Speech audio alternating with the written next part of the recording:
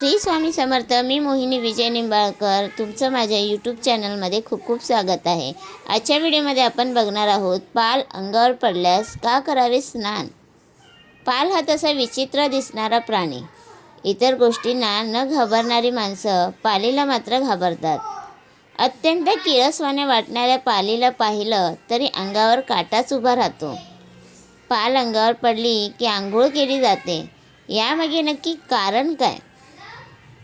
असं म्हणतात की पाल जर अंगावर पडली तर लगेच आंघोळ करावी. तिचा स्पर्श जरी झाला तरी अंग स्वच्छ धुवून घ्यावे.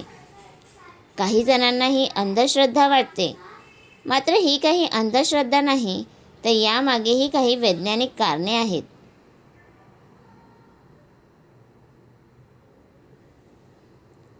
वडीलधाऱ्या माणसांसाठी जरी हा परंपरेचा भाग असला तरी वैज्ञानिकदृष्ट्या हे सिद्ध झालं आहे की पालीचा स्पर्श आपल्या शरीरात झाल्यास तो भाग अथवा शरीर लगेच धुवून घ्यावे.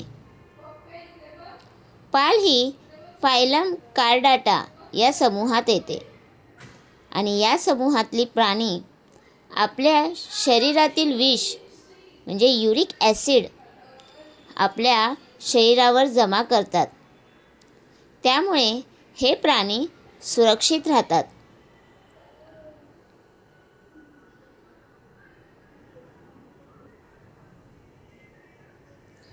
जेव्हा पाल आपल्या अंगावर पडते तेव्हा तिच्या शरीरातील विष ती समोरच्या शरीरावर फेकते.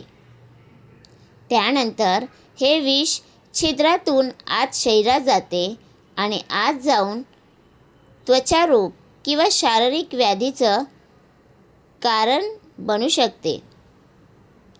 यामुळेच पाल अंगावर पडली तर आंघोळ करावी. तर तुम्हाला हा माझा व्हिडिओ कसा वाटला प्लीज कमेंट करून नक्की सांगा. व्हिडिओ आवडल्यास लाईक करा, कमेंट करा आणि शेअर करायला विसरू नका.